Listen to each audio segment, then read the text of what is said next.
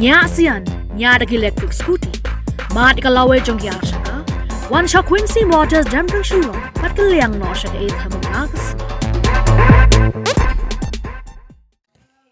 ka KSU Vairangte Circle Scholarship District Mizoram kila pelong ya ka Cultural Meet Cum Academic Award haka Arpsautrik Jumang Araja Arpusan Vairangte Community Hall Scholarship District kajing tmu jong ka KSU Vairangte Circle kalong banlum banlang banai min se mi ki samla puli khasi pakin chimkya ya ka puli puthi ka pelong ka atiar ban kintiu ya la ka jong ka jai penriu khasi haka jala Mizoram hakane ke lempong lawan banya chimbanta barok ki khasi kentup ki bachong basa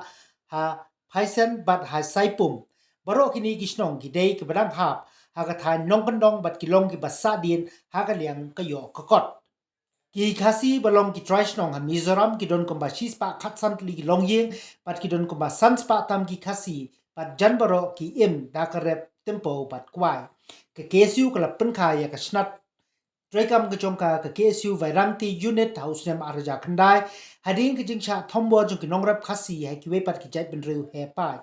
hakani ke lempong ladon ubi Lanchwan Zoba ubade umenti badai khmi yakatna Land Revenue and Settlement but Food and Civil Supplies and Consumer Affairs kumu kongsan usamla Donald V Thaba General Secretary KSU but UH Vanlal Biakwava SDO Vairangte Civil Subdivision kum usambot kongsan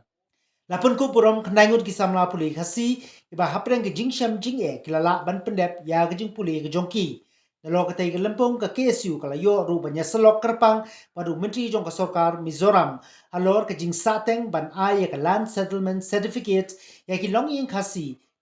nadu hindai hinthai ha ka tai ka thai amar adu muntahi ajeng diri bejuni kadang ya nanti ha jing kun bunyi perung no tin kasi ho HDU banong ye pi bala ka tin kasi garung ka HDU kamut hangir ye dong hok puli ka tin kasi nyele semen ni pero ka tin kasi namar bakala ni tin kalau official language ba HDU skam ba ni ismi Islam ibnai barwan nila long ya kata jing dawa ka jungi ka banai pat ye jing toy ong tang ya pateng ka pamenta re ya ka pateng ka ba adien ru. So, I would also like to express my gratitude to our Honorable Minister of State, P.B. Lalchan Zoba, for being with us on this auspicious occasion, and also to the co-guest of honor, H. Lalviak Swava. I was speaking in Khasi to them, and I was mentioning to them that the cordial relationship that exists between the Khasis and the Mizos have been age-old. We have a very good relationship since time immemorial, even during the British era,